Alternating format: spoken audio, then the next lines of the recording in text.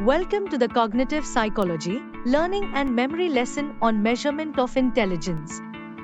By the end of the video, you will learn about theoretical background of measurement of intelligence, the concept of IQ, major intelligence tests and general and multi-factor theories. You will also learn about types of intelligence scales. The processing speed index includes 3 tests and standard scores and scaled scores.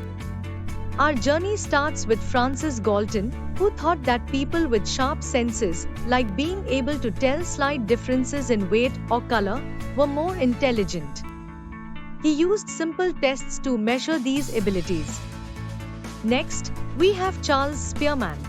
He believed in a single general intelligence factor, called G. Spearman said that if someone is good at one mental task, they're likely good at others too. This idea is still important in intelligence research today. Louis Thurstone, however, didn't agree with Spearman.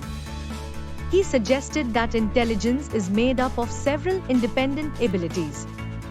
Thurstone identified 7 primary abilities like verbal comprehension and numerical ability. J.P. Guilford took it further with his structure of intellect model. He proposed that intelligence involves 3 dimensions: operations, contents, and products. This leads to about 150 different abilities.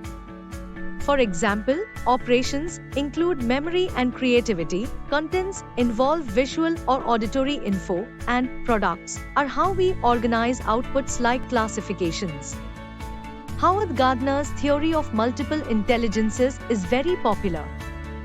He said there are 8 types of intelligence like linguistic, logical mathematical, musical, bodily kinesthetics, spatial, interpersonal, intrapersonal, and naturalistic.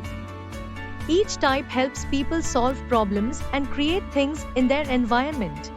Robert Sternberg's triarchic theory of intelligence breaks intelligence into 3 parts: analytical, creative, and practical.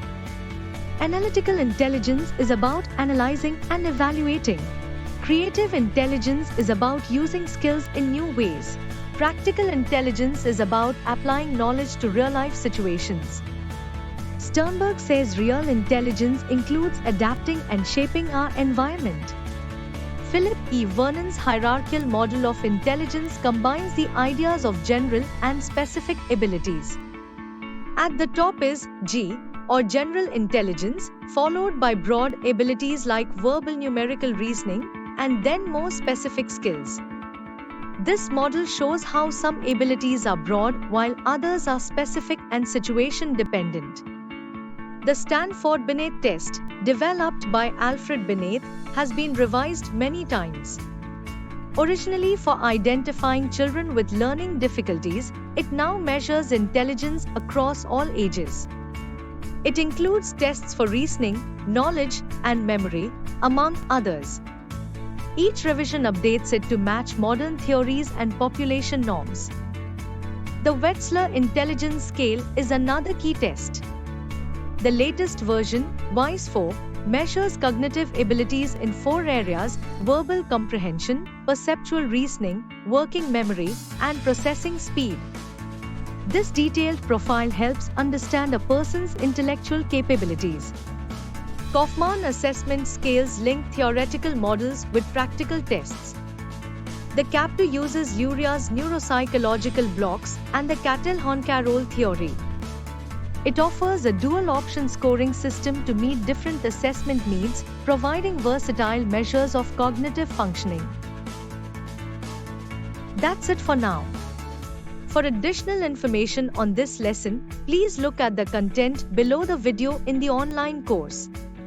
To get a list of the important questions and their answers for this lesson, please refer to the guidebook by our publications provided to you with this course for free.